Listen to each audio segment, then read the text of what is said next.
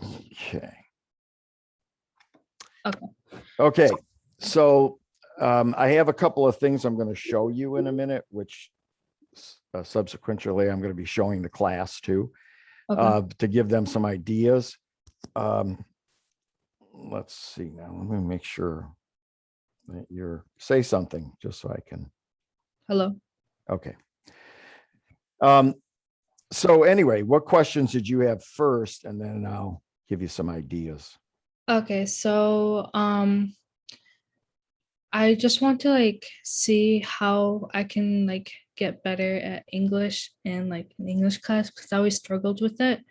And with this essay, I tried really hard. I kept overthinking everything and like I couldn't put my like thoughts into words. This always happens. And I just want to see like what advice you have to Okay. like or what like a successful student looks like in your class.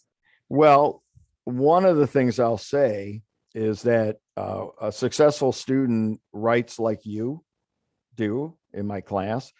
After I got your message, I looked at, went back to your paper, and everything seemed to be in order except for a couple of minor things. I mean, you got a A, but so you're doing the right thing. Maybe you need to know that what you did on that essay, as most of the students who turned it in, you got the concept of it.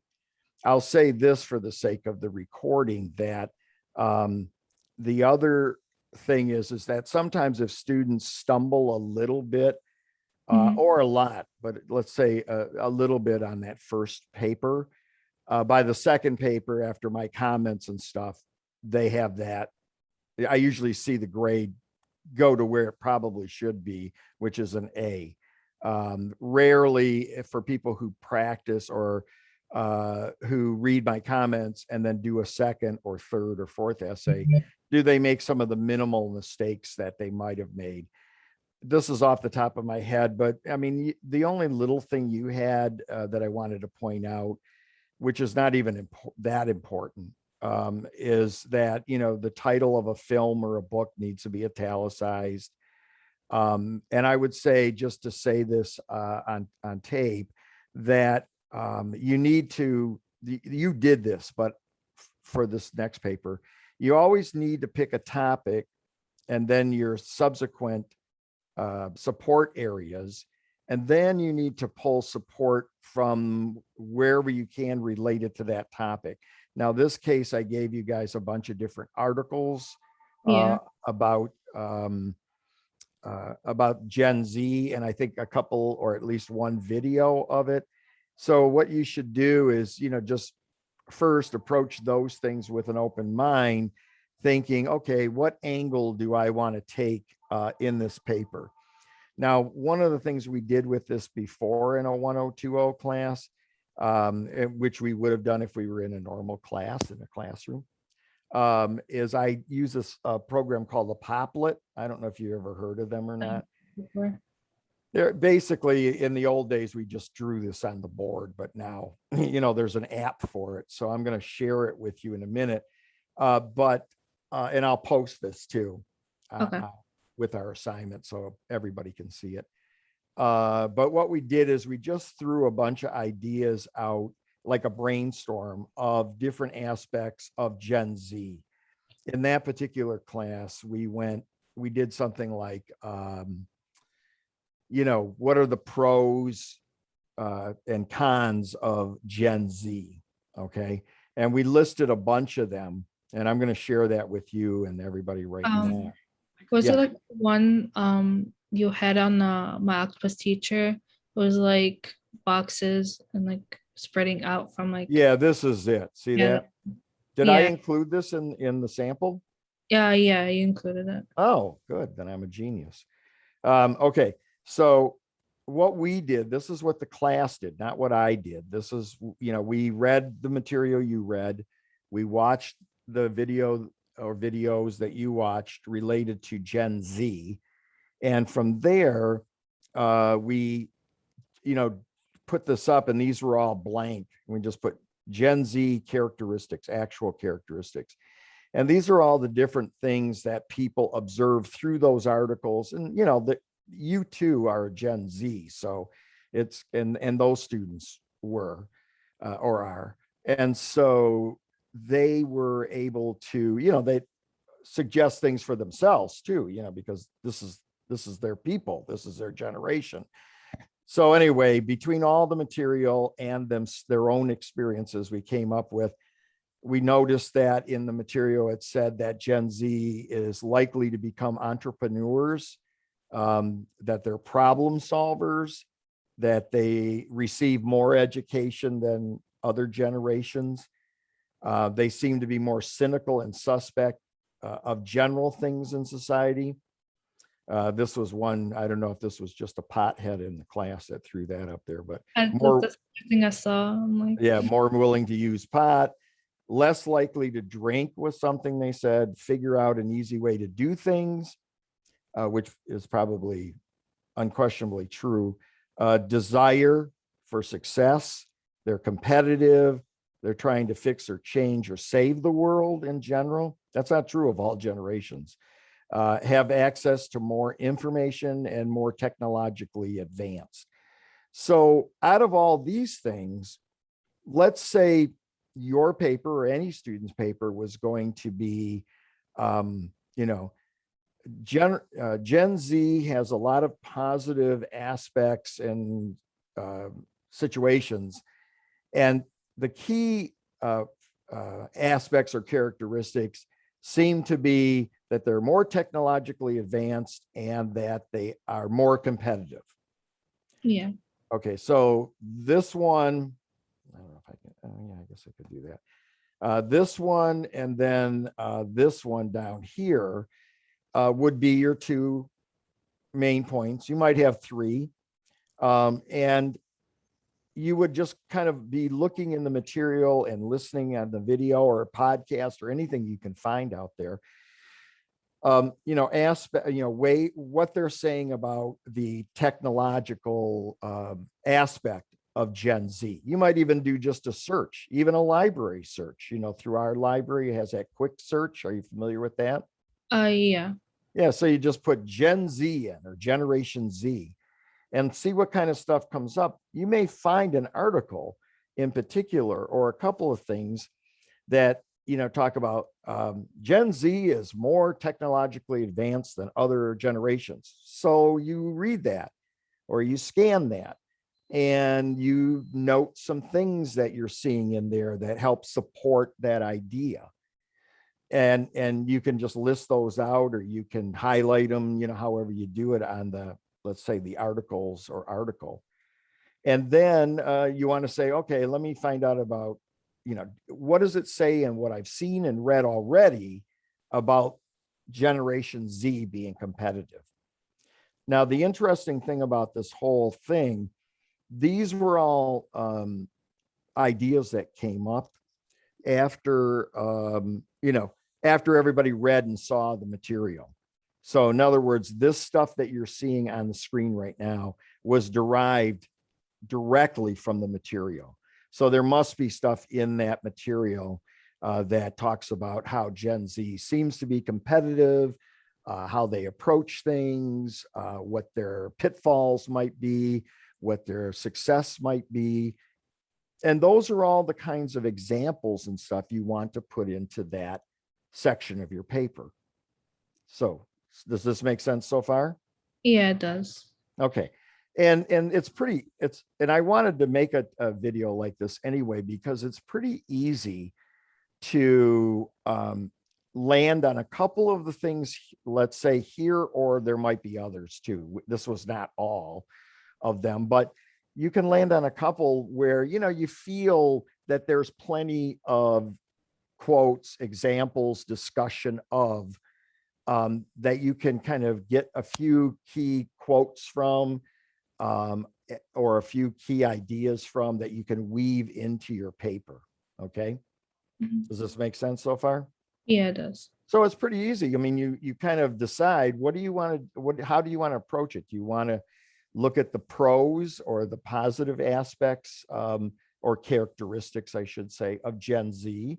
Or the other side of the coin is this other one here that I have. I think oh, all right. Here's the negative things, or the con, if you will, of what the students in that class said.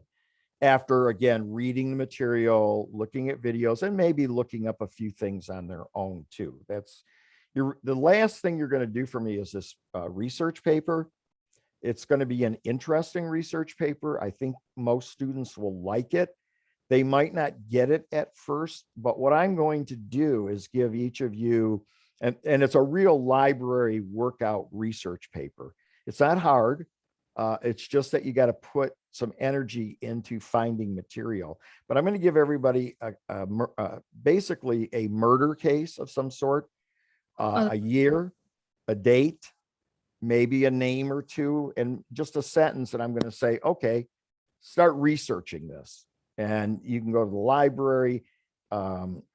I can talk about that in a video too. I'm going to have to talk about this stuff in a video because I don't think people will just off the top of their head get it. But it's not a paper like what we're doing right now. I'll say that to everybody. The research paper doesn't really have a focused supported thesis sentence like these first two papers. It has the thesis is basically what the case is. And then I'll break it down with a little roadmap. You'll write this much about introducing it, this much about what happened, this much about subsequent happenings with it, and a conclusion, so essentially. yeah, it doesn't have a really specific format to it, like an Yeah, MLA. only in the sense of what I'll show you in this outline, which is point one, introduction, point Oh, two, discuss the case, part three, discuss the main characters involved in this, and so forth. What the reason students usually like this process is because it's like many TV shows that are out there now. Like I've never seen these shows, but my students have told me, like this NCIS or something like that. These kind of cop shows or detective shows, right? yeah, it reminded me of this game I played. It's like Unsolved Murder Cases. Wow. Okay. Maybe Yeah, we should play that. it's really fun, but it took me like 3 hours to like do, but it has like evidence, pictures, newspapers, articles, Mm. date. It's really a good game. They have Is like it online? no, it's like a not a board game, but you buy it from like a store, Mm. and the rest of like the other murder cases are all online. Like you buy them online from Amazon. They don't have it Mm. in stores. They only have one. Um, her name was like Harmony Ashcroft. They only have it at Target. The rest are you have to order them. And But what's the name of the overall game? unsolved murder cases. Oh, that's cool. All right. Well, if we were in a class, maybe we could do that first, which would make sense to people. Do you So think a lot of students have read that, or I mean, have played that or know about it? it was popular on TikTok a while back. That's how I found out about it. Hmm. And Okay. but I'm not sure if like it was everybody seen it, but most likely they have like known about it or heard about it. And then there are those shows. What are they called? NCIS or something like that? That's what. Chicago. Oh, Huh? Chicago. Forgot the name of it. They have a Chicago version, a New York they're on different channels. But Yeah. that's what it's kind of like. It's not necessarily an unsolved mystery, because some of these there is a solve, they do solve them. And that's part of the case. But you have to keep looking up material online, mostly a lot of newspaper articles, which are all accessible online from our library. And you compile all them, you read them or look at them so you know what's going on. You get a feel for the case, and then you start looking at different aspects of the case so you can write about it. So it's pretty easy. It's not really like this kind of a process, but so let me go back to this for now. Anyway, so this is what the students all came up with when we said, well, what are the negative aspects of Gen Z, or in the case of that class, what are the negative aspects of for you being in this generation? According to for other people, what you've heard, seen, whatever. So they came up with, an aspect to Gen Z sometimes is that, young people think they know it all. And again, this all comes out of the material that I gave you guys to look at. Sometimes they seem to be full of themselves, a little too prideful. They noticed they had false expectations of the future sometimes. Again, if you looked at all this stuff, and I think maybe you have, you might be connecting the dots going, oh yeah, I remember them mentioning that in that article. Uh, I read one of them, or I'm not, it was a while back when I looked through it. We'll go back and look at it with this in mind, if Yeah. these are up there. Now, all of these aren't things that could, it's not like all of these could be equally developed in a paper. Some Yeah. of them way more than others. What you want to do is find the right one for you, or the right one for the student writing the paper. For example, this one, we all vape. Well, I mean, maybe vaping is a big issue amongst young people today. My thinking is, yeah, it happens, it's true, but could I write a half a paper on it? Me, I don't know. I don't think I could, without doing a lot more research. If it is, in other words, is vaping a major issue with Gen Z? Not really. Yeah. I mean, and this one here, porn addiction. I don't know where they came up with this, because this was a couple semesters ago, but you know, some people might look at that and go, well, I don't know anybody addicted to porn. Well, okay, then that's not for you to use. Um, Less disciplined, maybe there's stuff. Um, Maybe there's information about doing things for appearance only amongst the younger generation. Or this one looks like it might have a lot of information out there. Prone to peer pressure. What's the role of peer pressure with Gen Z? Less religious. That could be possibly true. I don't know. I would believe it if someone said, the younger generation are less religious. Actually, I wouldn't believe it, because here's what I've found, Zeneb, is that young people today are very creative, very smart, able to multitask, as I'm sure you know, with all the pressure put on you, able to learn. And I think it's a mistake of people in my generation, or even your younger generation above yours, the boomers and the Gen X's, I guess. It's you may see this all the time, that in the media and stuff, that people are always making fun of young people today. They'll say, oh, they're always looking at their phone. They're always doing this. They're always doing that.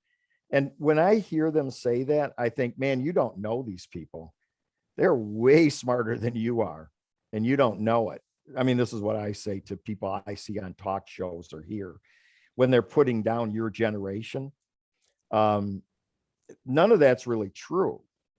I wouldn't want to be in your generation, because it seems a little harder, but I noticed that for people to blow off all of your generation as just having your nose in the phone and not paying attention and all that, I think that's wrong. I think that's crazy. Now, that may be a point you want. If I were writing a paper, I might want to have that as a section so I can talk about it, pull in some examples from sources, explain it to my reader. Like, what do I mean by that? Because if I said what I just said to someone in my generation, they would roll their eyes. They would say, oh, come on. These kids today, they don't, read, they don't do anything. They're always on their phone. They're on Instagram and, all that kind of stuff. So I might write a paper with that as a point to disprove. See what I mean? Yeah. If I I, were doing. yeah, I could write a lot about that. I have many So, ideas about like that one topic that can go off on that. yeah. Well, all you want to do, and you can mix and match too. Like, let's say you feel that this is a negative characteristic that isn't true. And then you go back to the other one, and so maybe you have pros and cons, and you mentioned one of the pros of it, they're more technologically advanced. I don't think you'd have to look too far to find support for that. And that they are, much more involved than other generations think they are, as we were just discussing. So in a way, what I wanted to say on this is that, the papers like this, if you understand it, are pretty easy to write. If you come up with the right main idea that you want to write about, which is your thesis, a couple, maybe 3 at the most, good supports.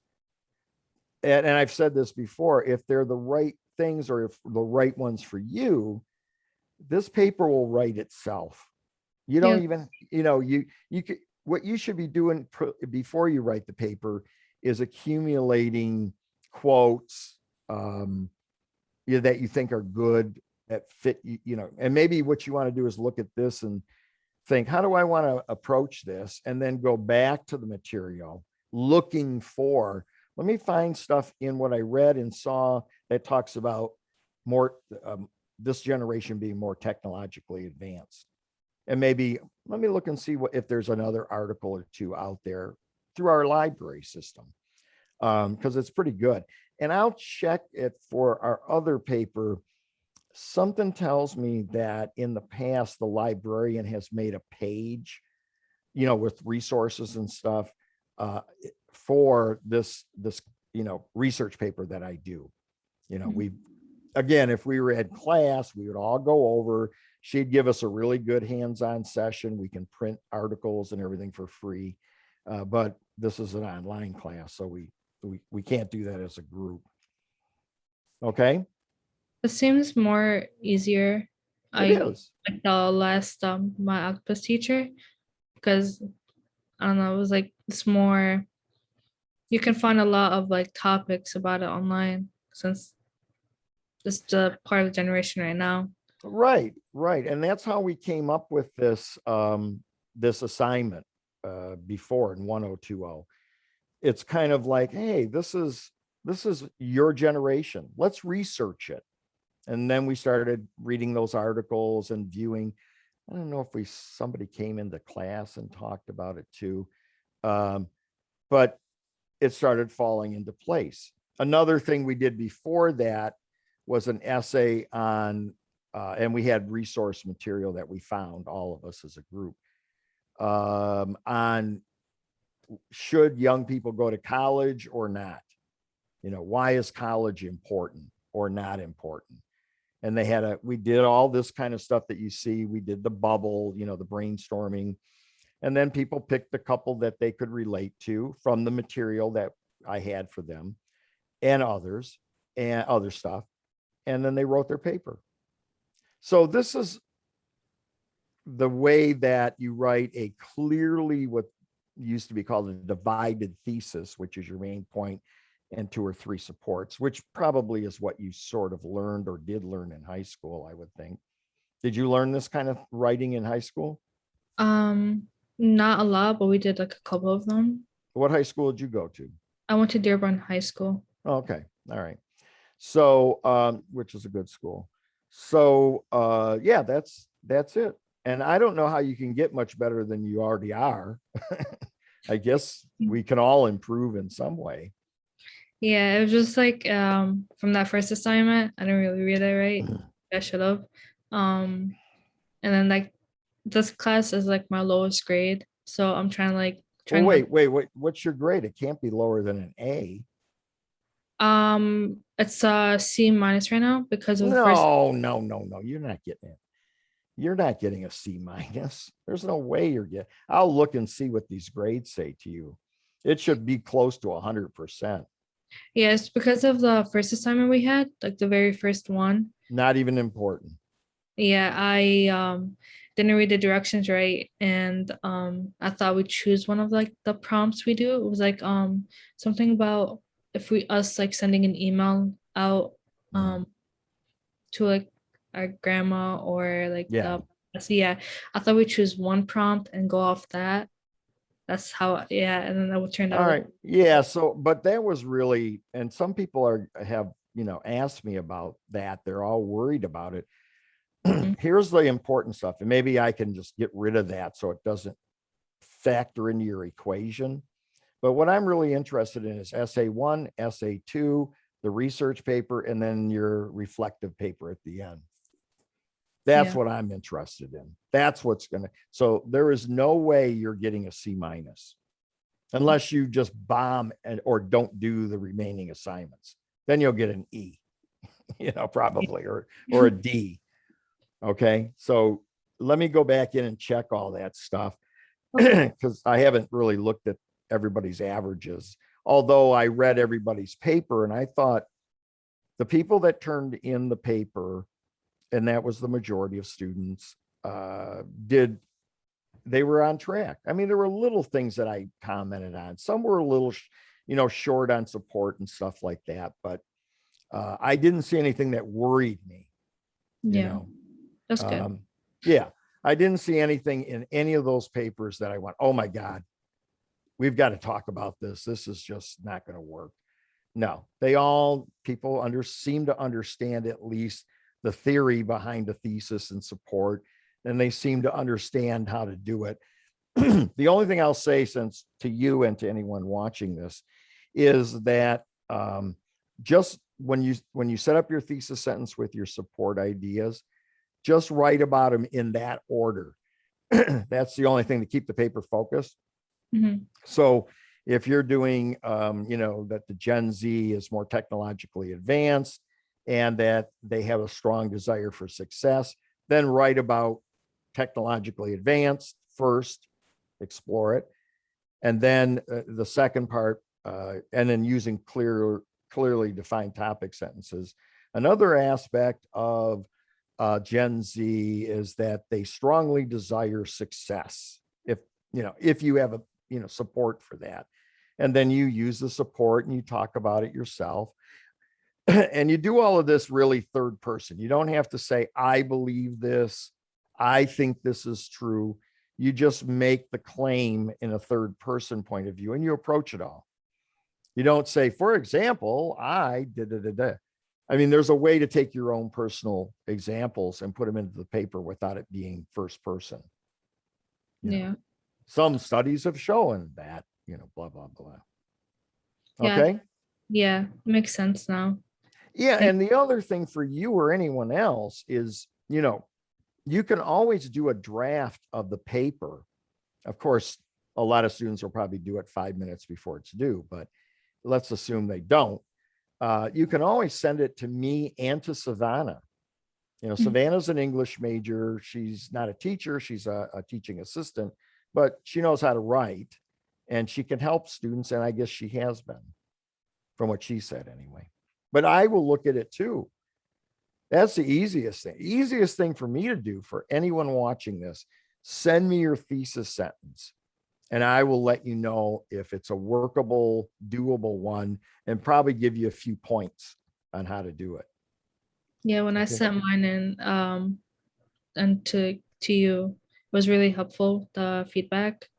Right. That's what I mean. I have to see it. If I can see it, not just being told it, like, here's what I'm thinking about writing. That's always a mistake in composition because it's not, you can't put your finger on it. But if you write it down, then it can be shaped and changed or added to or whatever.